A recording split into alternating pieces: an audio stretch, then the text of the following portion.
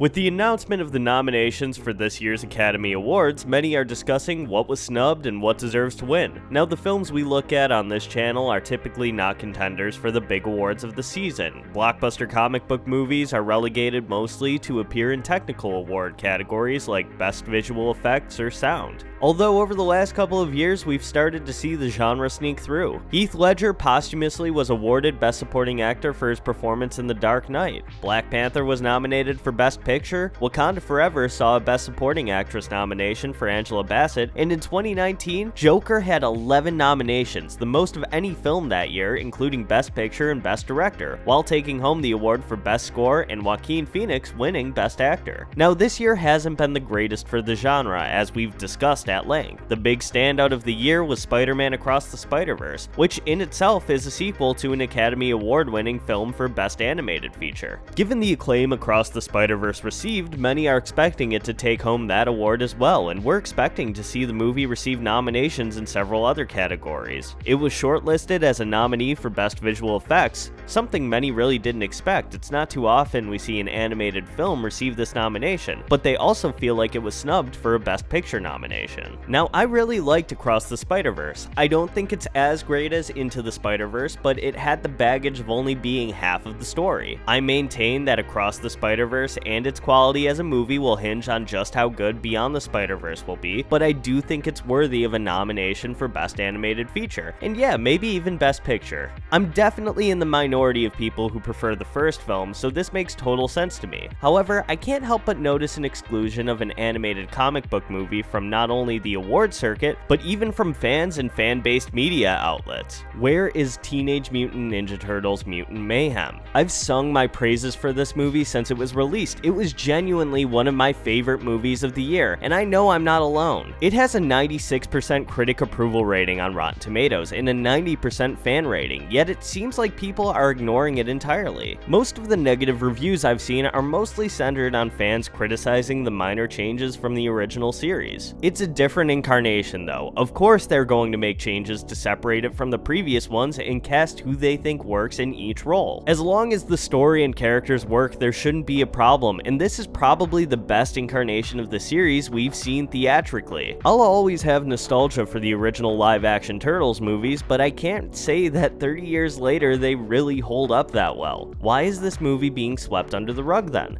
Especially when we look at the other possible nominees in the animation category. The official nominees for the Oscars mostly make sense, but looking at the Golden Globe nominations, I have to wonder how Wish and the Super Mario Bros. Movie both managed to get nominations, but not Mutant Mayhem. These films received mixed to mildly positive reviews from critics. Mario and Elemental found more love from audiences, explaining their appearance, but Wish received the lowest score of a Disney Animation Studios film on Rotten Tomatoes after nearly 20 years. I want to reiterate that having a positive score on Rotten Tomatoes is not indicative of the overall quality of a film, but it's a good way to get an idea on what critics seem to enjoy overall. Spider-Verse was expected to be the winner of the Golden Globe for Best Animated Feature, and fans are expecting it to be the frontrunner for the Oscar. However, seeing the Globe go to the latest Hayao Miyazaki movie, The Boy and the Heron, has led to some uncertainty from fans on whether or not Spider-Verse will win this series a second consecutive Oscar. Of course, award shows are ultimately not that important in the grand scheme of the entertainment industry. I'm not the first to acknowledge that I think a movie is deserving of a nomination it may or may not receive.